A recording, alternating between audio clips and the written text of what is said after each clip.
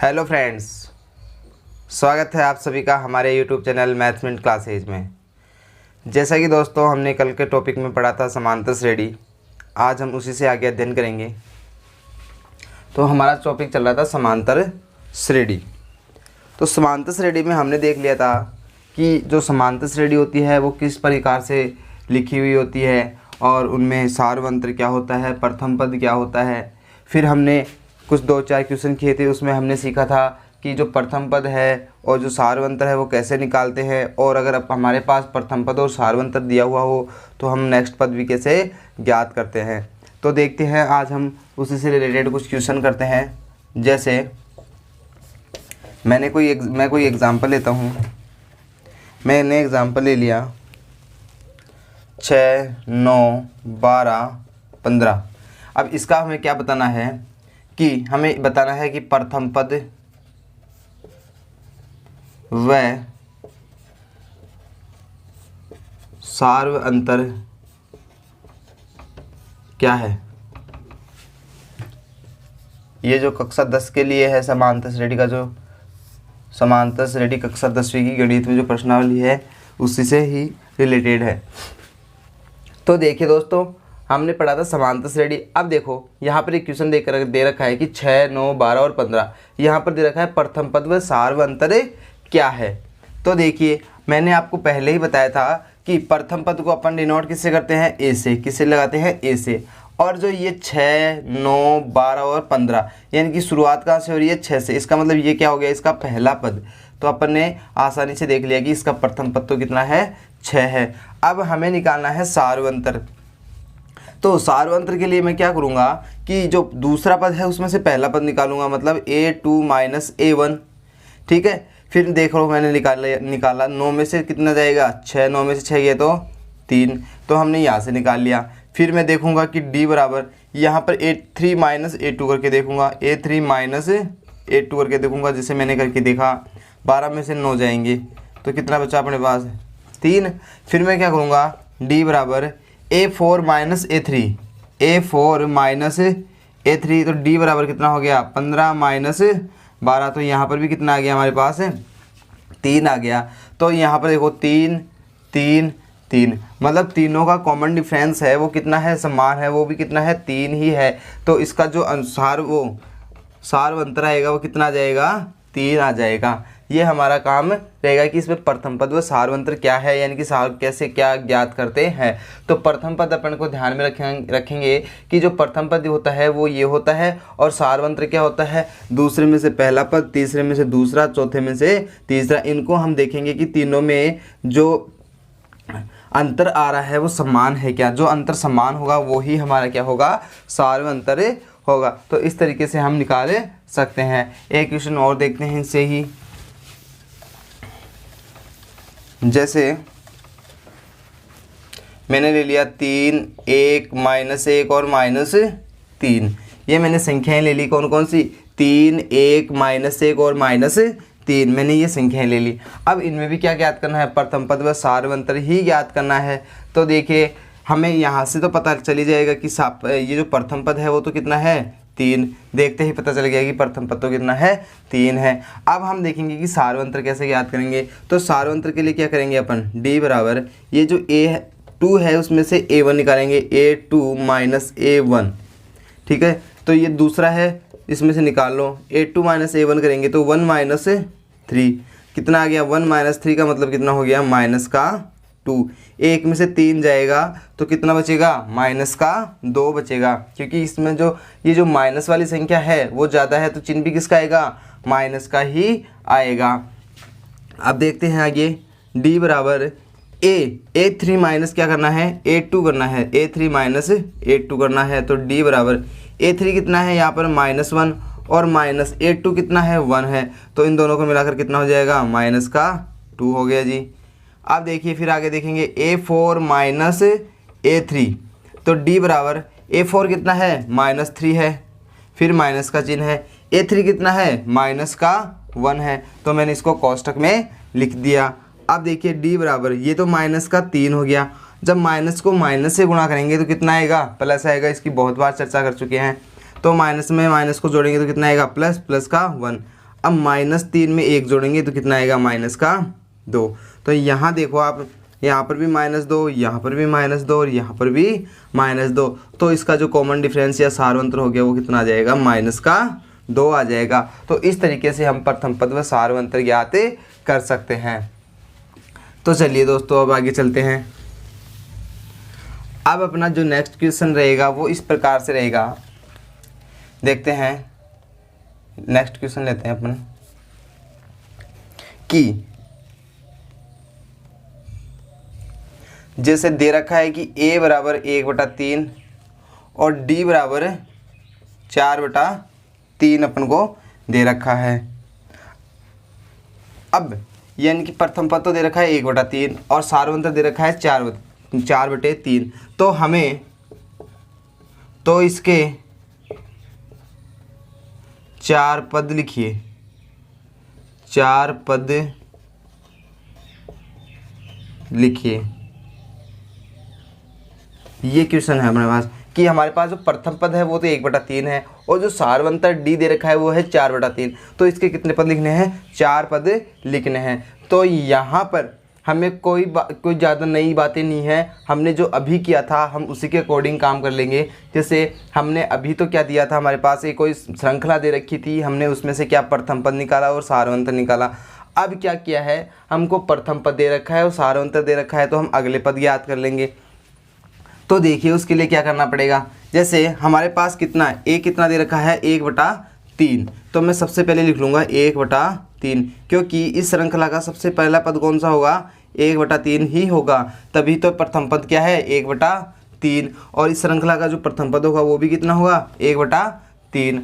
अब मुझे क्या करना है कि अपन को कौन सा पद निकालना है? दूसरा पद निकालना है। तो देखो a2 निकालना है, तो मैं क्या करूँगा, a2 निकालूंगा तो क्या करूँगा a1 प्लस d कर दूंगा। यानी कि प्रथम पद में जो सारवंतर है वो उसको क्या कर देंगे, जोड़ देंगे। तो देखिए दोस्तों, यहाँ पर हमने जो पिछले क्वेश्चन में किया था कि प्रथम पद और सारवंतर हमने ज्ञात कर लिया था। तो ये जो सारवंतर होता है उतने का ही तो अंतर होता है अगले पद में। तो हम ये सारवंतर अगले पद में जोड़ते जाएंगे तो हमें अगला पद ज्ञात होता जाएगा। अब मेरे को निकालना है दूसरा पद। जैसे एक बार यहाँ से एक बार ऐसे लिख लेते हैं अपन, a1 a2 a3 और a4, ये 4 पद ज्ञात करने हैं अपन को। इसके कितने पद ज्ञात करने हैं? 4 पद, जिनमें से 1/3 तो क्या है a पहला पद।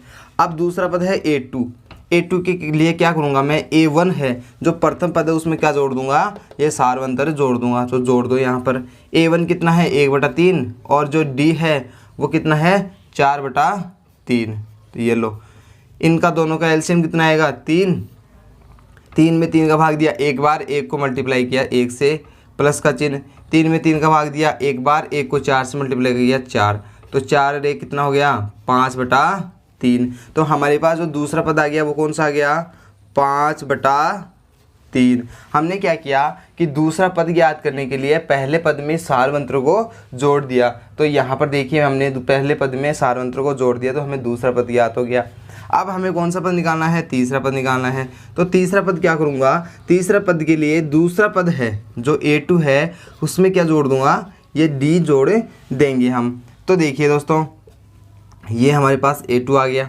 अब a3 में a2 प्लस d करना है। तो a2 तो अपने पास कितना आया 5/3 प्लस d कितना दे रखा है 4/3। तो देखो 3 का 3 से एलसीएम हो गया, 3 का 3 में भाग दिया एक बार, 1 को 5 से गुणा किया 5, फिर प्लस का चिन्ह। 3 में 3 का भाग दिया कितनी बार जाएगा एक बार, 1 को 4 से गुणा किया 4। तो 5 से 4 कितना हो गया 9/3। तो ये हमारे पास 9/3 प्राप्त हो गया, क्या a3 प्राप्त हो गया। तो a3 कितना आ गया 9/3 आ गया जी। अब देखिए आगे, अब ये 9/3 है, मैं इसको ऐसे तो लिख सकता हूँ 3 एकम 3 और 3 3 9, कट भी कर सकता हूँ। तो कितना आ जाएगा यहाँ पर 3 आ जाएगा, या 9/3 भी आप लिख सकते हो। अब मेरे को क्या करना है कि चौथा पद याद करना है। कौन सा पद याद करना है, चौथा पद याद करना है। तो मैं क्या करूँगा, चौथे पद के लिए तीसरे पद में सारवंतर को जोड़ देंगे। यानी कि हमने दूसरा पद याद किया तो पहले पद में सारवंतर को जोड़ा, दूसरा याद किया, तीसरा पद याद किया तो दूसरे में सारवंतर को जोड़ा। अब हमें चौथा याद करना है तो तीसरे पद में क्या जोड़ देंगे, सारवंतर को जोड़ देंगे। तो देखिए a4 बराबर A3 कितना है अपने पास, A3 अभी निकाला था हमने, 3 निकाला था, 3 प्लस D कितना है हमारे पास 4/3 है। इसके नीचे कुछ नहीं है, 1 मान लेंगे। इन दोनों का एलसीएम कितना हो गया 3, इसमें इसका भाग देंगे कितनी बार किया 3 बार, 3 को 3 से गुणा करेंगे कितना 9, प्लस 3 में 3 का भाग दिया कितनी बार 1 बार, अरे 1 को 4 से मल्टीप्लाई किया 4, 9 4 कितना हो गया 13, 13/3। तो ये 13/3 आ गया। तो ये क्या आ गया, इसके जो पहले जो 4 पद पूछे गए थे वो आ गए। पहला पद 1/3, दूसरा 5/3, तीसरा 3 और चौथा 13/3। इस तरीके से हम निकाल सकते हैं।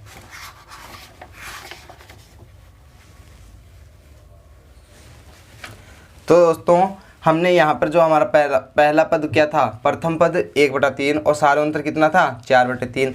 तो हमने यहाँ पर जो पहला पद है वो 1/3 हमने लिख लिया, क्योंकि इस श्रेणी का पहला पद ही तो प्रथम पद है। ये प्रथम पद बोल दो या पहला पद बोल दो जो हमें दे रखा है ए। तो ये तो हो गया। अब इसमें अगला पद ज्ञात करेंगे तो हम उसमें क्या जोड़ते जाएंगे, सार्वंतर को जोड़ते जाएंगे। तो इस तरीके से हमारे पास ये इसके जो 4 पद हैं वो आ जाएंगे। तो आप अगर इनमें कुछ ज़्यादा है नहीं, बस आपको प्रैक्टिस करनी है, जोड़ बाकी गुणा भाग करना है बस, और ये आने लग जाएंगे आपको। एक एग्जांपल और ले लेते हैं इससे रिलेटेड। जैसे a बराबर कितना 4, d बराबर कितना -3। a बराबर तो कितना है 4 है और d बराबर कितना है -3 है। a बराबर तो 4 है, d बराबर कितना है -3।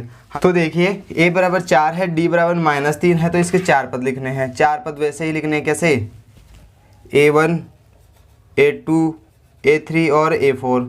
ठीक है दोस्तों, a1 कितना दे रखा है अपन को 4 दे ही रखा है। दूसरा पद ज्ञात करेंगे तो इसमें क्या करेंगे, दूसरा पद ज्ञात करने के लिए a2 ज्ञात करने के लिए क्या करेंगे, a1 प्लस d करेंगे। तो a2 बराबर a1 कितना है अपने पास 4 है, प्लस का चिन्ह है, d कितना है -3 है, तो -3 को मैंने कोष्ठक में लिख दिया। अब ये रहा a2, ये रहा 4 प्लस और माइनस -3, 4 में से 3 गए तो कितना आ गया 1। तो हमारा a2 कितना आ गया 1 आ गया। अब क्या ज्ञात करना है अपन को, a3 के लिए क्या करेंगे, a3 के लिए क्या करेंगे a2 प्लस d, यानी कि तीसरा पद ज्ञात करना है। तो दूसरे पद में ये सार्वंतर जोड़ देंगे। तो a2 कितना आया अपने पास है 1 आया, प्लस -3, जब एक प्लस माइनस को गुणा करेंगे तो -3 और 1 -3 तो कितना जाएगा -2। यहाँ पर 3 बड़ा है और इससे पीछे किसका साइन है माइनस का है, तो यहाँ पर कौन सी संख्या बचेगी अपने पास, माइनस की ही बचेगी। तो मैंने यहाँ लिख दिया -2। अब अपन को निकालना है a4 के लिए क्या करेंगे a3 प्लस d। तो a3 तो कितना आ गया -2 आ गया, प्लस करूँगा और कितना लगा दूंगा वहाँ पे सार्वंतर -3, तो -2 और -3 कितना हो गया -5। -2 में अपन -3 को जोड़ेंगे तो कितना आएगा -5 आएगा, प्लस का 5 मत कर देना आप लोग, माइनस का कितना आएगा 5 आएगा। तो इस प्रकार से हमने इसके 4 पद ज्ञात कर लिए। पहला पद 4, दूसरा 1, -2, -5। हमने क्या किया, जो पहला पद है वो अपन को दे रखा है, फिर हम उसमें सार्वंतर को जोड़ते जाएंगे। वो क्यों जोड़ेंगे, क्योंकि जब हमने जो श्रृंखला में जो सार्वंतर ज्ञात किया था तब हमने देखा था कि इनमें सिर्फ और सिर्फ सार्वंतर का ही डिफरेंस होता है, इसलिए हमने सार्वंतर जोड़ दिया है। अब आगे चलते हैं अपन। अब आप लोग ये तो बता ही सकते हो ना कि ये जो समांतर श्रेणी है वो कैसे है या नहीं है। आपको पता चल जाएगा अगर उसमें जो सार्वंतर हैं अगर वो समान आता है तो आपको पता लग जाएगा कि ये क्या है, समांतर श्रेणी है। और अगर सार्वंतर भिन्न भिन्न आता है तो हम उसे समांतर श्रेणी नहीं बोलेंगे। तो देखिए यहाँ पर एक क्वेश्चन छोटा सा है, वो देख लेते हैं अपन कि समांतर श्रेणी है या नहीं, ये कैसे ज्ञात करते हैं। अब जैसे अपने पास दे रखा है 2, 5/2, 3 और 7/2, ये कोई सारणी दे रखी है और इस श्रृंखला में हमें ज्ञात करना है ये है कि क्या ये समांतर श्रेणी है, क्या ये समांतर श्रेणी है, क्या ये समांतर श्रेणी है। हमें ये देखना है कि ये जो श्रृंखला लिखी हुई है वो समांतर श्रेणी में है या नहीं है। तो हमने समांतर श्रेणी के बारे में पढ़ा था कि समांतर श्रेणी में जो पद होंगे उनमें जो सार्वंतर होगा वो क्या होगा, हमेशा हमेशा समान ही होगा, इसलिए हम क्या कहेंगे, उसे समांतर श्रेणी कहेंगे। तो हम क्या करेंगे, सबसे पहले तो हमने इसका क्या निकालेंगे, प्रथम पद देखेंगे। प्रथम पद कितना है, 2 है। अब अपन निकालेंगे इनका सार्वंतर। तो सार्वंतर सबका निकाल के अपन चेक करेंगे, अगर वो समान आता है तो समांतर श्रेणी है, और अगर भिन्न भिन्न आता है तो वो समांतर श्रेणी नहीं है। तो निकाल लो डी निकालेंगे तो क्या, a2 माइनस a1, तो a2 कितना है 5/3 और a1 कितना है 2, इसके नीचे कुछ नहीं है, 1 मान लिया। कितना एलसीएम आ गया 3 में 3 का भाग दिया एक बार, 1 को 5 से मल्टीप्लाई किया 5, फिर माइनस का चिन्ह, 1 में 3 का दिया 3 बार, 3 को 2 से गुणा किया 6 बार, कितना आ गया माइनस का 1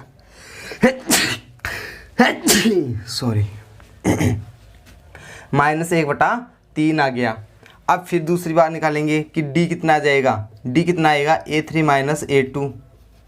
तो देखिए a3 कितना है 3 माइनस कितना है 5/2, तो निकालेंगे d बराबर, इसके नीचे कुछ नहीं है 1 मान लिया, 2 एलसीएम ले लिया हमने, सही किया है ना मैंने, ठीक है। 2 एलसीएम ले लिया, 1 में 2 का भाग दिया 2, 2 3 6, फिर माइनस का चिन्ह एक बार, 1 को 5 से गुणा पाएगा 5, डी बराबर कितना आ गया 1/2। यहाँ पर हमारे पास माइनस 1/3 आ रहा है और यहाँ पर डी कितना आ रहा है 1/2 आ रहा है। तो इसका मतलब ये हुआ कि जो डी है इक्वल डी समान नहीं है, डी समान क्या है, नहीं है। तो इस आगे के पद निकालेंगे ही नहीं, क्योंकि हमें 2 जो सार्वंतर हैं वही हमें समान नहीं दिखाई दिए। तो इसका मतलब ये सार्वंतर, आगे के भी सार्वंतर समान नहीं होंगे। तो डी समान नहीं है, अतः यह समांतर श्रेणी नहीं है, अतः समांतर